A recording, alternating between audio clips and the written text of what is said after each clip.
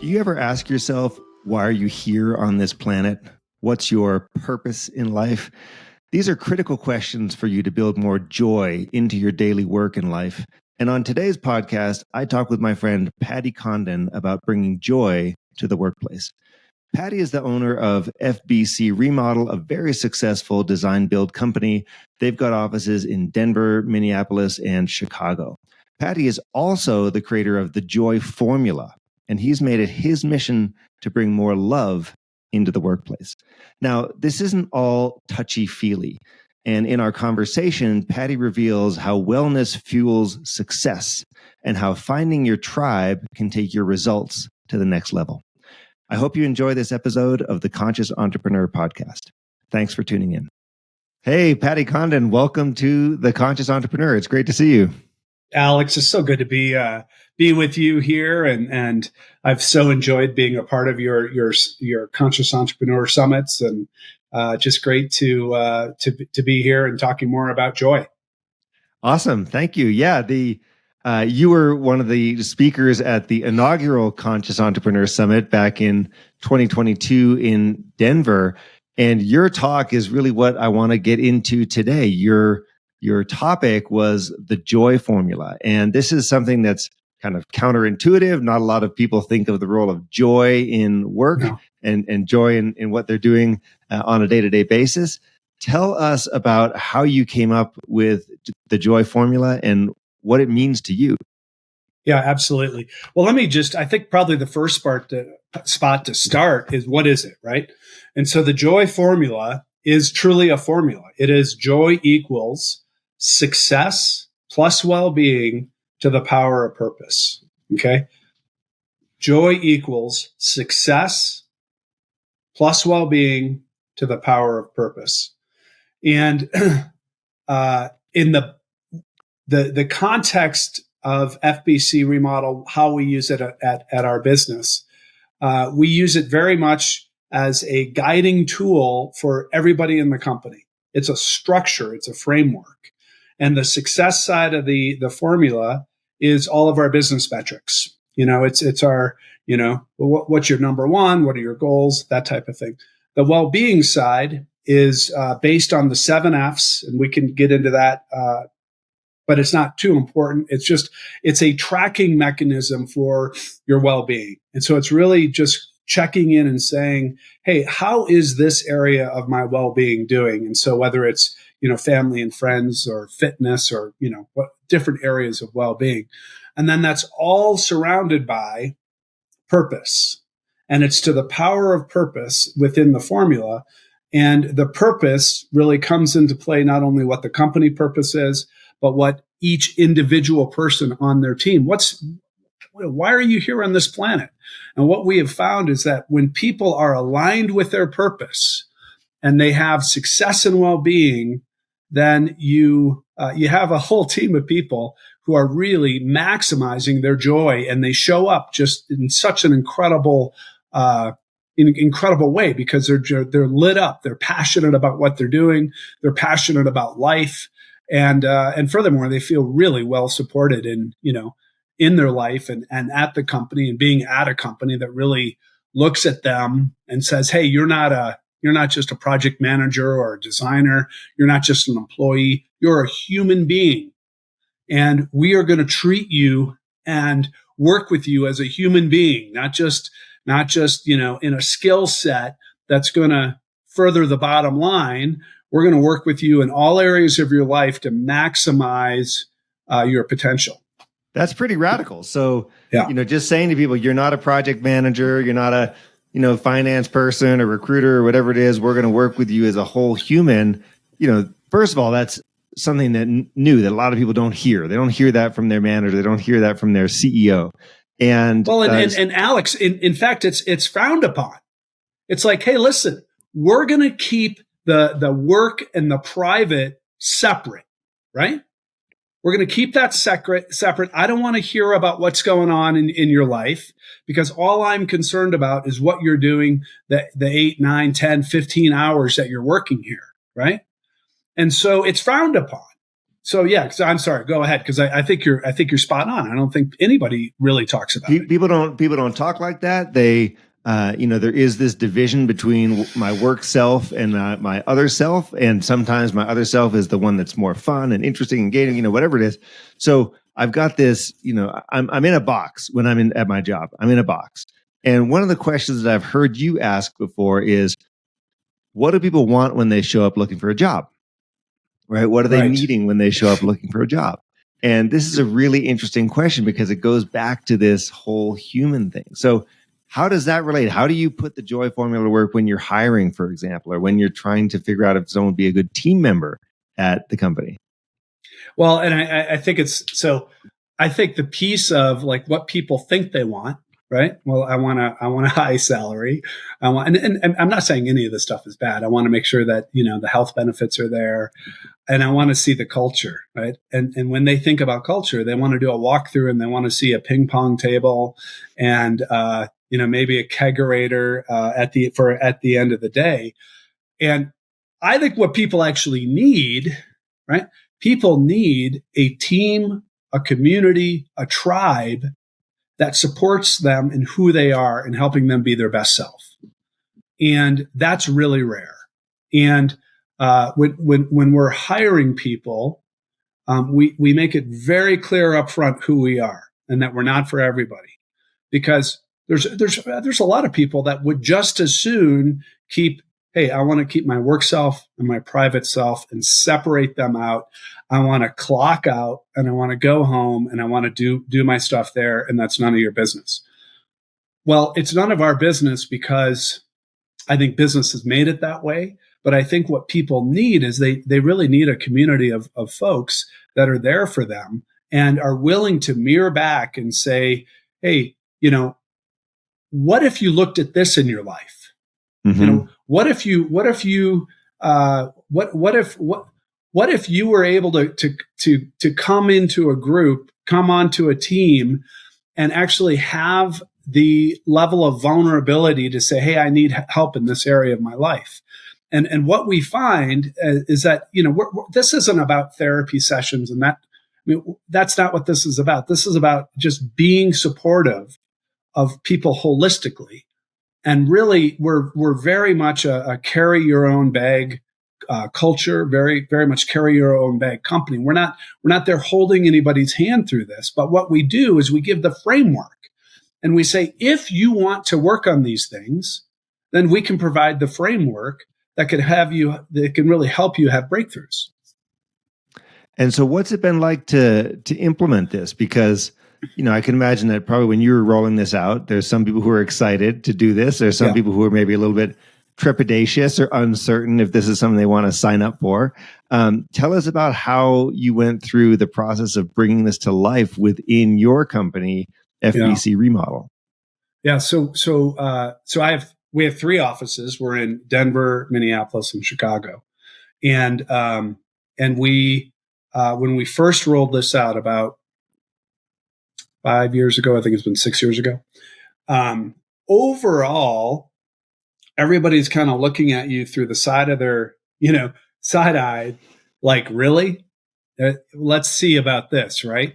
And everybody has this fear that it's going to be used against them or it's going to be some sort of a tool to gain efficiency or to, I don't know, just there's not a lot of trust. Maybe it's just Patty's flavor of the month and you'll forget about it soon enough. Oh and my then God, move on isn't to the that next the thing. truth, right? Like, I'm an entrepreneur. I come up with, an idea a minute, completely. And that's more true than I like to even admit.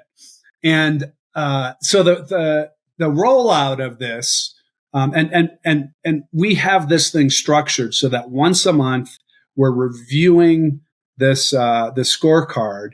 And then, initially when we first rolled it out, right, I was really clear that it would, most of our time with our team would be spent on the success side. And then we would touch on the well-being side and just see how that goes. But man, an amazing thing happened. Like, after about 6 months, the reports that I'm getting is that it's just absolutely flipped where, 30%, 45% of the time is being spent on the well-being side. And then the balance of the time is on the success side. And that's being driven by the individual, being driven by the employee, the team member, because that's what they really care about. So right? this is in like That's what you're talking about doing this in one-on-ones or team meetings? These are one-on-ones. We do a monthly one-on-one.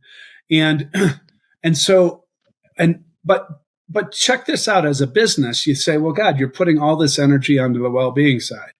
Well, the well-being is what fuels the success side. And so what we were finding is before we had the joy formula, we would have an issue. We'd have an issue on the success side, right? On their business metrics, something was going on. It inevitably turned out that there was something going on the well-being side that was impacting that. Okay. It could have been, their morning routine. What's the morning routine? Or it could be, that they were having, some sort of an issue in their family. It's a really big one, which everybody knows. What's that? But without the support there is working out. Like everyone, they're like, yeah, well, I haven't been working out. I want to work out. And when people are working out or date nights, having a date night with their spouse, like these are simple things that when you catch them in a structured format, where just once a month you're looking at this thing and you're saying, hey, how can I move my well-being forward? Then it actually becomes the driver of what creates success on the success side of the formula for the company. And so it's turned out to be something that, by doing good, right? I think this is doing good, right? By helping people, it ends up really fueling the success of the organization. Now, how did you train your line managers to have these conversations? If they're doing one-on-one monthly scorecard meetings, how did you say, hey, let's tap into the 7 F's. Let's really talk about well-being? So the training isn't, like I said, we're not showing up in a therapy session. We're asking the question, okay, you scored yourself on the well-being side, and you scored yourself a 5 on family, let's say, right? And so on that score, then we simply ask, so what would it look like to be a 10? What would it look like to be a 10? And sometimes it's like you'll have some people that are like, well, we'll say, gosh, I have been working 6 days a week. And it's like, all right, well, what would it look like to not take work home? And then so you end up having a conversation that very much is on the success side. And Alex, it never, like in those types of conversations, it never actually is that there's too much work. I mean, yes, there's too much work, but it's always in, wait, how are you handling this? What's your relationship? And then you have this breakthrough conversation around, how to, how to have like either leverage in your work discipline or time blocking or some other tools that we can bring to that person that ends up having that breakthrough. Or if it's fitness, let's say, well then it's like, all right, well, what would it look like to be a 10? And it's all right, well, I want to work out 3 times a week. All right, well, what kind of accountability would you like around that? So we're simply asking questions. They are driving, again, this is a carry your own bags company, like they are going to drive that conversation, and we're simply asking the question. So you don't need a tremendous amount of training, although we have the training, like we have to, we prepare our managers, but it really is the individual who is really leading the conversation. And that's cool. That sounds amazing. And if it sounds like you phrased it as we're a carry our own bags kind of company. So presumably you do this too. And my question is, how do you do your personal readouts, and what areas do you find yourself struggling with, or what are the areas that you're always like, oh, I wish I could be a 10 in such and such an area on your well-being? All right. So I will be the first testimonial to the fact that when my well-being is nailed, I am 100% more effective at work. Okay. So I have a practice, and I have an accountability around this, but I have a practice that I call my mirror practice. And so on my mirror, I have all of the habits that I track on a daily basis. I remember a mentor of mine, Jack Daly, once said that you get what you measure. And so on my mirror, and I use the mirror because there's a little bit of come to Jesus when you wake up in the morning and you look at the mirror, and it's reflecting back at you, and it's really saying in so many different ways who you are, right? And so, some of my mirror habits that I track are, my, how my diet, what am I eating, my workout, forward. And forward for me is reading every day. So I read at least 10 minutes every day. Um, I often have no, scrolling through, my phone, right? No, So I'll have doom that scrolling. as no surfing is another one. And so these are some of the habits that I track. And then I have an accountability group that I'm regularly checking in with on a weekly basis, that we all get on a call and we just, we say what's so. Wow, cool. That's great. I mean, look, people want to know that their leader is doing this too. And so you being the champion and you also having your own discipline around it really does matter for people. You've shared a story before that I've heard. I think you shared this on stage at the Conscious Entrepreneur Summit last year, that, when you first rolled out this joy formula within the company, maybe it didn't land quite right. I think the way it was referred to is, people felt like, hey, are we just chess pieces on your board here? Or do you really believe this? Is your heart really in it? And I think this is an instructive question for a lot of people who are trying to implement this or other types of change inside their company.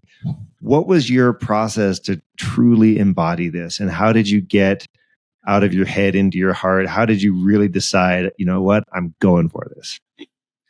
So Alex, you got to this is something that over the years, I'm in my 50s now. When I was in my 20s and starting the business, it was all about me.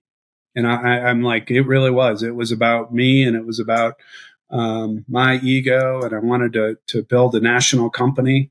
And, and I had childhood shit that I needed to, to kind of write in my mind, right? I was going to prove myself. And there was just a number of different moments that I can look back on that created this evolution, kind of clicking away from, this need to just prove myself, ego based drive toward really, and this kind of goes into this idea of what is consciousness, what is it to be a conscious entrepreneur. And it was not an overnight deal. It was something that took me years and years of struggle. And the struggle would just be I would do something, I would react because I was so attached to creating this idea of what this business that I wanted, that I would steamroll people, or I would use people as chess pieces on a board. And I had this moment, and I just remember this so distinctly. I've been involved with, Entrepreneurs Organization and YPO, Young Presidents Organizations, which have both been hugely impactful because they put me in front of these people. And the first person that I really was impacted by was a guy by the name of Garrett Boone, and he founded the Container Store, and they've always had really great best places to work for, really great reputation for how they treat their people. And I remember Garrett, I asked him a question. I said, Garrett, what are you going to do? You're probably in your 60s or 70s. And what are you going to do when you retire? And he goes, well, retire. And he just kind of had this funny look on his face. He said, how could I possibly do more good than what I'm doing right now? Right now I am creating an incredible work environment for, I think at the time they had 2,500 employees, not to mention all of the different, partners that they had, the suppliers, and that really struck me as like, wow, what if business was the, the tool? What if business was the avenue for doing good? Because if you take a look at where we are today, and gosh, we won't even go there, right? But like, there's a lot of division in the country, in the world, and if you take a look at the kind of the traditional institutions like school, church, government, right? They're all kind of messed up. Like they're not really capable of change. But business is very capable of change. Like nothing will create change faster than a profitable business, because everyone will look at that and say, well, how do I get there? And so, I remember Garrett and just thinking, wow, man, maybe there's something to this. Maybe there's really like a way of doing greater impact through business. And that was kind of stage one. And then a handful of years later, I met this beautiful human being, Brother David. And Brother David is like, I don't know if you're familiar with Brother David, you might be. You're talking about David Steindl-Rast? Yeah, exactly. Steindl-Rast. Mm-hmm. Yeah. He's this, like 90-pound soaking wet, human being. He's but he's the most powerful force of nature. And he's developed this whole philosophy of gratitude. And what I realized when I met Brother David was that I had been chasing happiness. I had been chasing event-driven, happiness, where, well, when this happens, I'm going to be happy. And when this happens, I'm going to be happy. And he said, no. Because when you chase happiness, you're always going to be disappointed. You're always going to be disappointed because it never really works out how you think it's going to, or that event goes away, or that event doesn't happen. Yeah, this is a concept. It occurs to me. You'll remember from the Conscious Entrepreneur Summit, Sri Kumar Rao, one of the speakers last year, he calls this if-then thinking. So I'm locked in this model that says, if this happens, if I get what I want, then I'll be happy. Then I'll be, I'll feel good or whatever. And so we get stuck in this if-then model, and Brother David just turned that totally upside down on you, right? Oh, completely. Because and this goes again to this idea of consciousness, of when we can sit still for a moment and have gratitude for everything. Just have gratitude for everything. The running water that we have in when we wake up in the morning, we can brush our teeth with clean running water, or, the sky outside, or so gratitude really became like this access point to consciousness. And here's how my definition, I think, of this idea of like consciousness and how do you run a conscious business, but it's really moving from the ego-based drive toward what's really a community-based approach. And ironically, what I have found is that all of the things that I was trying to do when I had this ego-based drive, but was kind of falling short at every step of the way, as I've really embraced consciousness and this community-based approach, all of the things that I had wanted have really come true. What you are describing is such a dichotomy. It's such a challenge for so many entrepreneurs, because we start with creativity and ideas and force, and we're out there breaking through walls and pushing rocks up a hill and doing all the things, all the like manic activity that entrepreneurship is famous for. And at the same time, will get so much farther when we let go of some of that control, when we loosen our grip, when we get our egos out of the way. And it sounds like that was the key for you. It was absolutely the key. And I remember the moment that the joy formula came about. You're going to love this.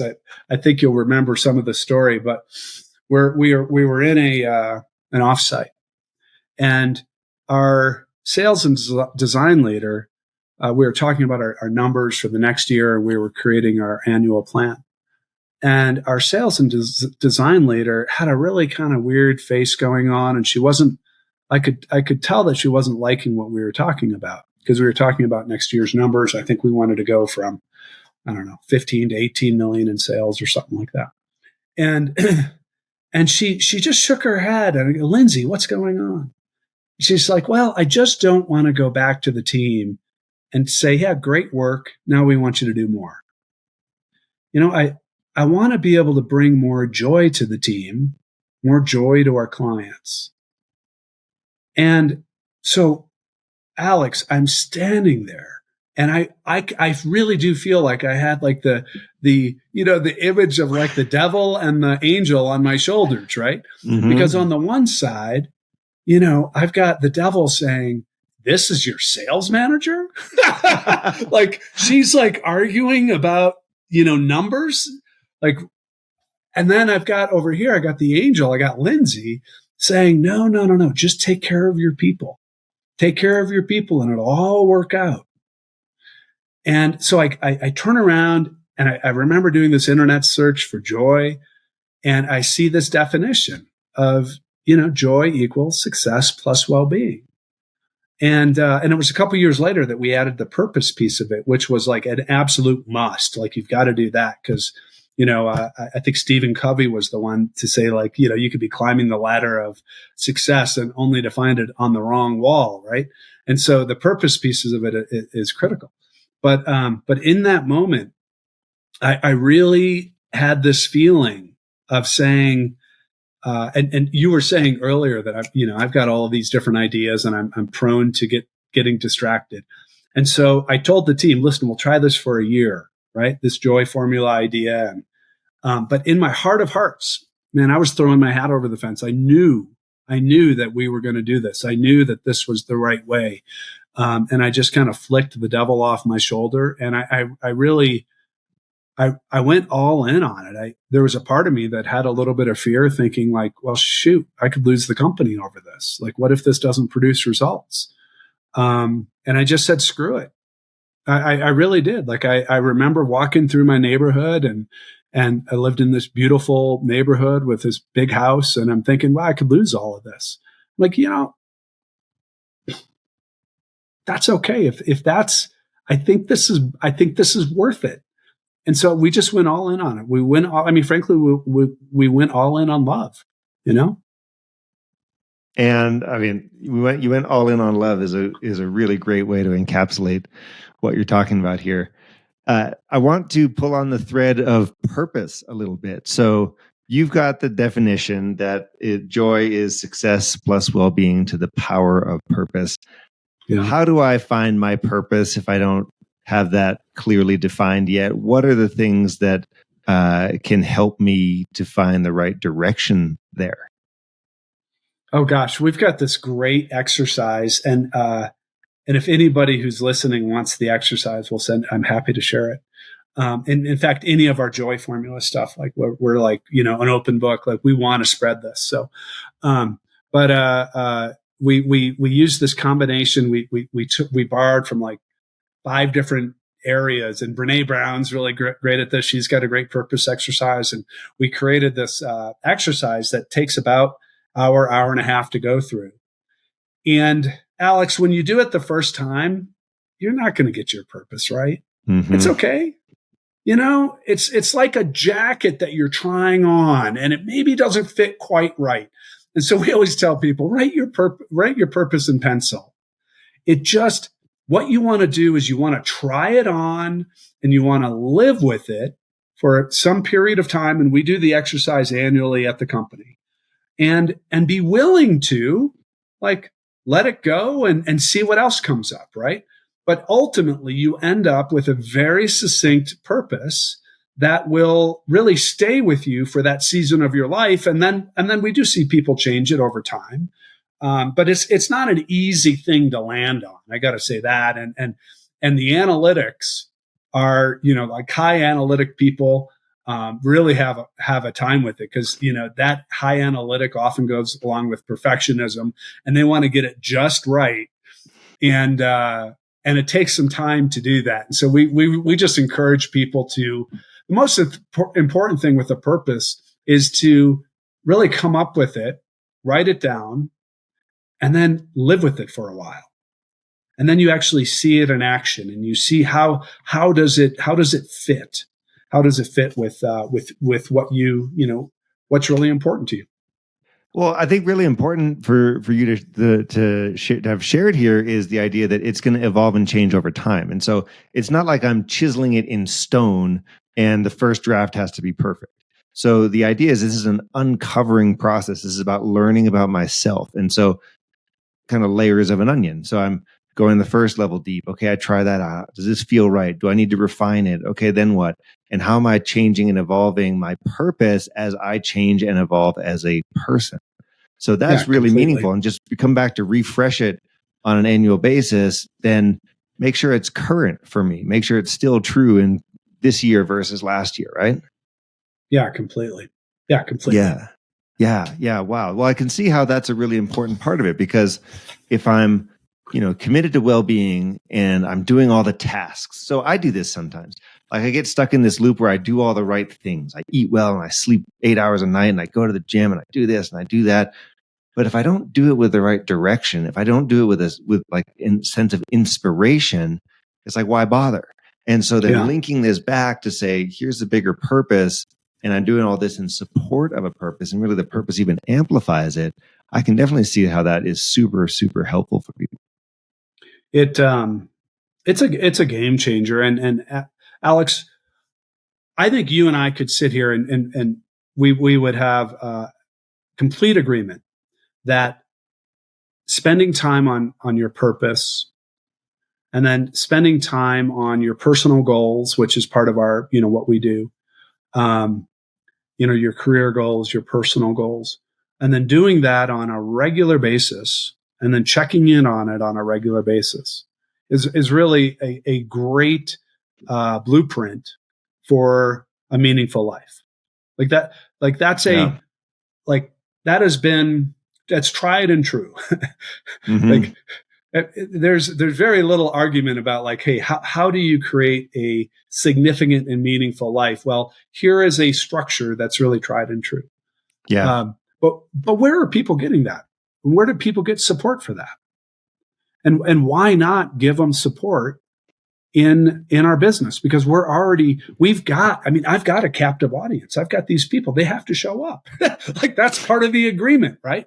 And so when they show up and I'm able to help support them in their goals, and their, everybody in the company has their 10-year vision, on the wall, and seeing people pull that board down and say, hey, I'm going to have to update this now because we bought the house. I have a family. It's just incredible to be a part of that journey, instead of just looking at people like, well, you're my employee, just do your work. And it's so much more fulfilling, and people need it. And that's what I was saying earlier. People don't come to looking for a job saying, well, I want this kind of stuff. But nobody's saying that. Nobody has that on their list or criteria. But in reality, they need it. And and what we have found is, like, not only does it create this amazing culture of support and teamwork and a growth mindset, because people are always getting better, but it really just it creates people that are willing to change, to grow, to develop. And for me as the owner of the business, my business has so much more meaning than it did when I was just trying to drive and push and make the numbers and prove myself. What a cool story.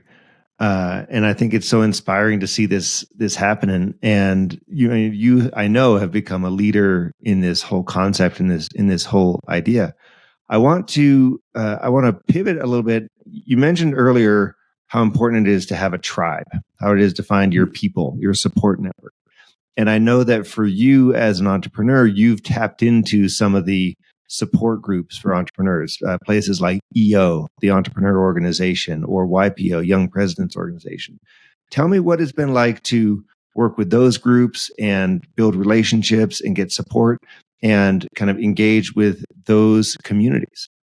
Yeah, they're both just fantastic groups. EO was for, was in kind of the phase of my life when we were a young company and we were smaller, and then YPO has just been great. As we've grown and things have become more complex with our different offices and so forth. The single biggest thing that both groups are built around is something called the forum. And the forum is a subgroup of, anywhere from, 6 to 8 other business owners, other CEOs in a completely confidential setting. And we meet once a month.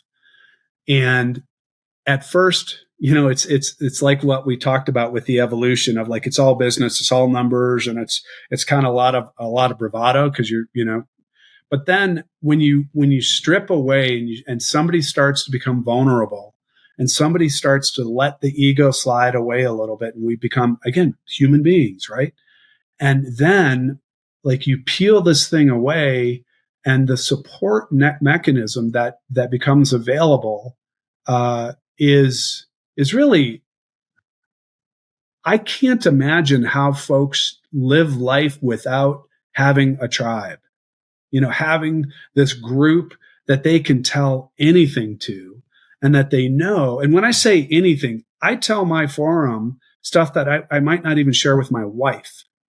And so, like, this is stuff that it's the 1% of 1% that people don't talk about.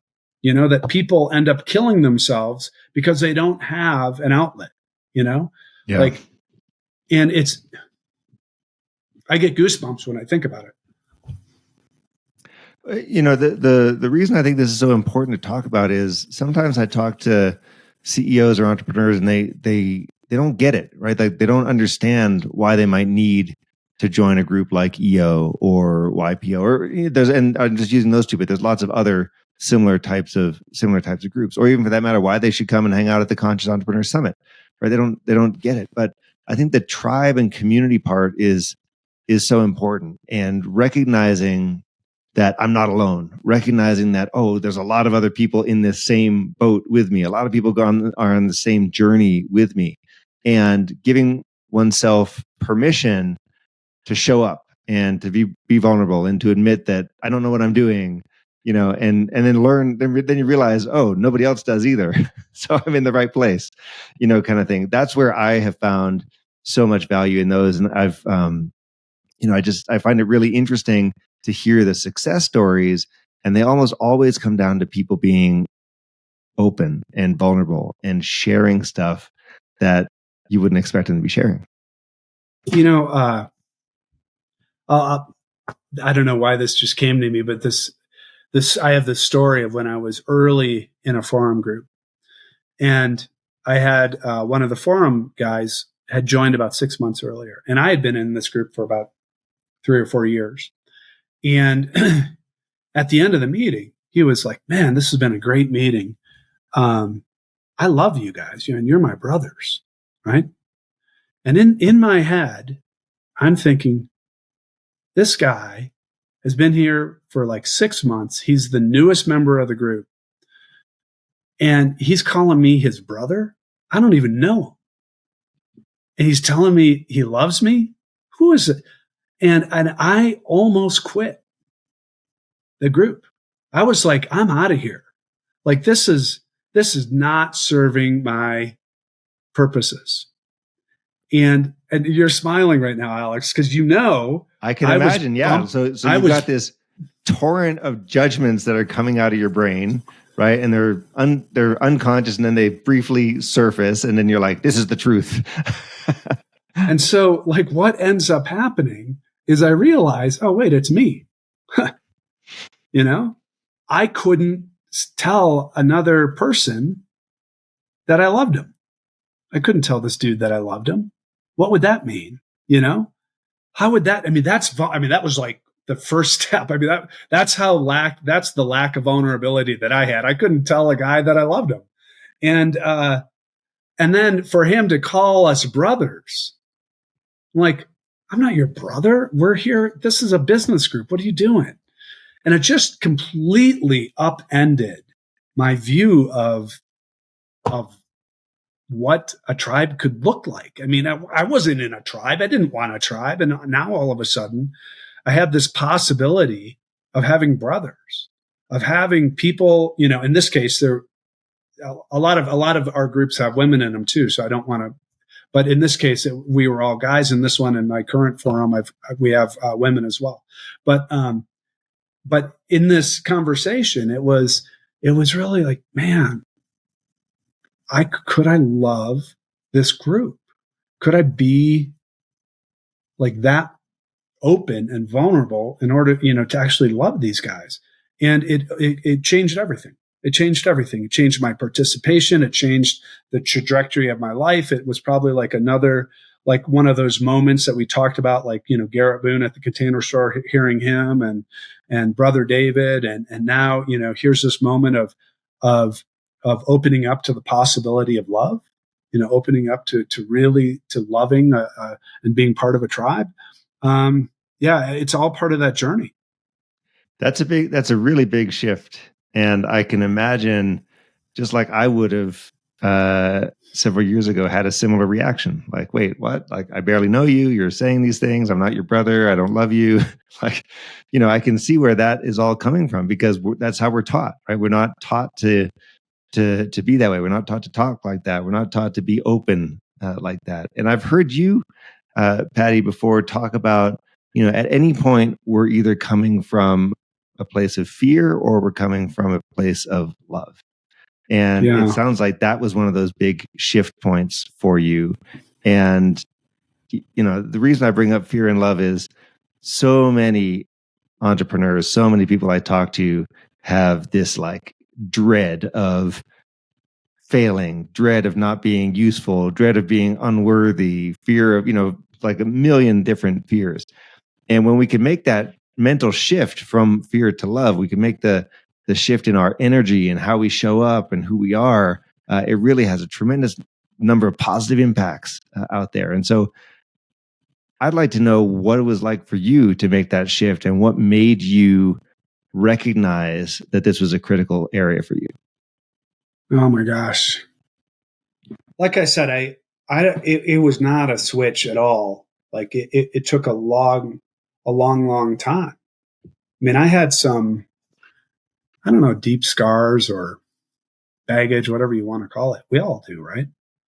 And, and at the time, and I don't know how you break through, because when I was coming from that ego and coming from a space of fear, needing to prove myself, I would have heard this kind of a conversation and I would have been like, well, that's just a bunch of, you know, hippies and unicorns and, you know, I'm hard charging. I'm, you know, and, you know, a bunch of boulder talk, Alex.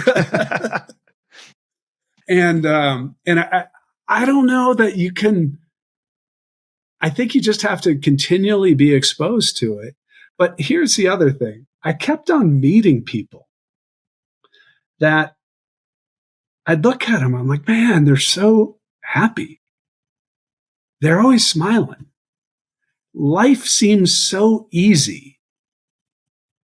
And inevitably, these are the folks that are coming from a place of love. They've figured it out. Mm-hmm. You know, it's the, you know, it really is like they're not carrying the world's burden upon them because they believe that everything, works out, and everything is here for a reason, and everything that's given to us is a gift. Brother David always says that. Like everything, all the bad stuff, it's all a gift. And that's when we embrace that, when we embrace that life is a gift, everything that's given to us is a gift, man, life is so easy and it flows. There's have you ever heard there's this, I don't know who wrote it, but it's this idea of there's simplicity on one side of complexity, and then there's simplicity on the other side of complexity. No, and I don't know. The saying goes something like this: I wouldn't give a fig for simplicity on this side of complexity, but I'd give my life for simplicity on the other side of complexity. Mm-hmm. And Alex, this feels like that switch from living from a space of fear and living from a space of love. It feels to me like that journey through the complexity to get to the simplicity on the other side. Nice. Thank you. I like that. I like that phrasing. Now, yeah. Patty, as we get ready to wrap up here, I'm curious. I've got some questions for you and would love to dive a little bit deeper into some of them. You mentioned a bit about how you think of consciousness, and you were obviously part of the very first Conscious Entrepreneur Summit. What's your definition of a conscious entrepreneur today?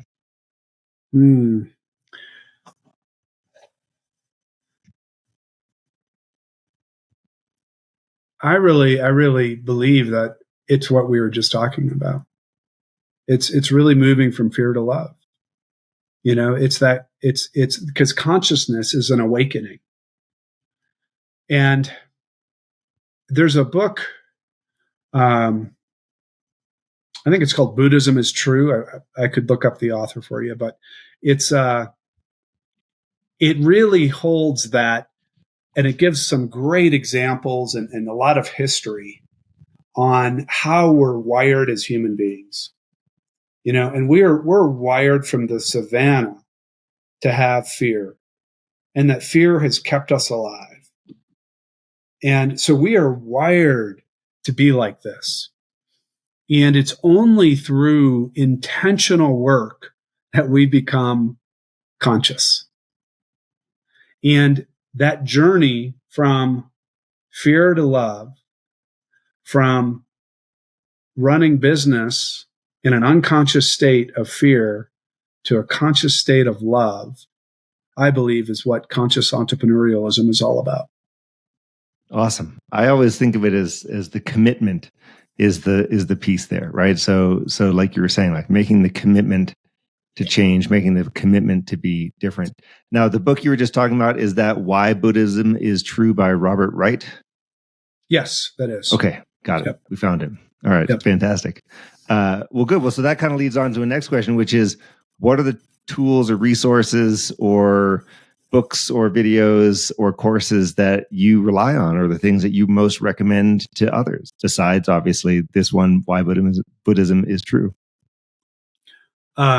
So YPO, EO, in the world of business is just so, it's a, I think I'm thinking of this one person right now that I've been like, dude, you got to join EO. He's got a smaller business and he keeps resisting it and keeps resisting it. And what happens, the troubles that get manifested by going on this journey by yourself, is just so evident. And when we open up and we're willing to say, hey, brothers, sisters, I need your help, magic happens. So these types of organizations, and then that intent to learn. So going to, the Conscious Entrepreneur Summit, these types of summits and these types of organizations that bring people together of like-minded is just critical, because it's a battle out there. And mostly you're going to be confronted with and pounded down with this, from a space of fear and a space of like, hey, I'm going to grab your attention with the meatiest headline that's going to put you into a state of fear. And so these groups are critical. When is your next summit? I mean, we should talk about that, because you bring together such amazing people. Yes, what's on the calendar? So we got such great feedback from year one and from year two. We're now doing some smaller format events. So in November 2023, we're doing a half-day workshop with Gay Hendricks, the guy who came up with the Zone of Genius. So we're doing a Zone of Genius workshop with him. We're going to start doing some smaller stuff. And the next big summit, the next flagship, will be in Boulder in June of 2024. Yeah. Awesome. So we're just kicking off the planning process. It's been really beneficial for me to be a part of that, and I really appreciate that. And then, awesome. Yeah, you mentioned, what books, have I don't know. I think the most important thing is to always be reading. Like, always be reading. And I am always reading. It's one of my daily habits. And I'm always, because you can't fight the forces that are being thrown at you every day. You got all sorts of issues and problems. You have to be able to rejuvenate on some really positive messaging and some new ideas. And so, I everything from, there was a book. I don't know if you ever ran into it. It's on, I read it there's a couple books that I read at the beginning of the year every year. One is The Power of Habit, just like, such a great book. Yeah. And then the other one is, of all things, this book written about CrossFit folks. Okay. Have you ever run across that? No. What is it? It's like extreme. It's something extreme. It is one of the best reads on an annual basis, because it's just badass, and it has some of the best leadership lessons that you'll run across in it. And it's all about, taking these CrossFit athletes to the peak of their profession. And it's a really great read as well. It's one of my favorites. Tell us about your daily habits. You mentioned reading. You mentioned you've got the mirror, the way you wake up in the morning. You've got sticky notes on the mirror. What else do you do to set yourself up for success? I've got to meditate.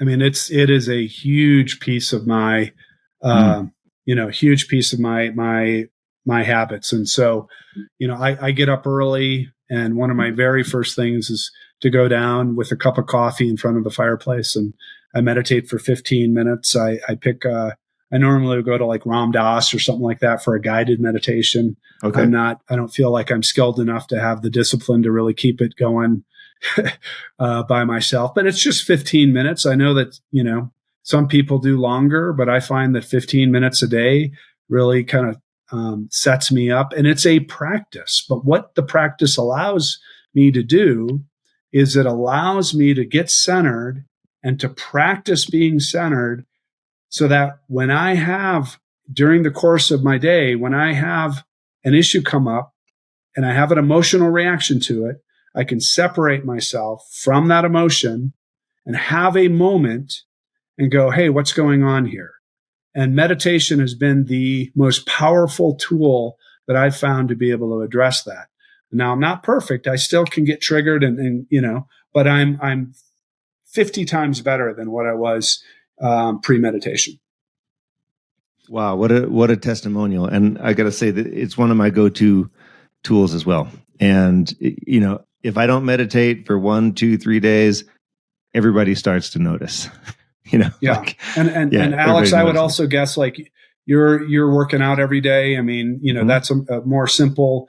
That's like just part of my routine to such an extent I don't have to worry about it too much. But if I don't get my workout in, I'm no good. Yeah, totally. Well, hey, look, Patty, if I had to define, or if I had to open the dictionary and look at a definition of a conscious entrepreneur, I'd probably see your picture in there. And, you are someone who is coming to this with heart, with generosity, with love, with purpose. And at the same time, you have built a really successful, impactful business that is transforming people's lives and their families' lives because of the work that you're doing. And I just want to say huge props to you for creating this, for this gift that you are giving to the world. And it's been such an honor and a joy to have you here on The Conscious Entrepreneur. Thanks so much for joining the podcast. Alex, I so appreciated the invite and all the work that you're doing. And what a great conversation we had today. Thank you.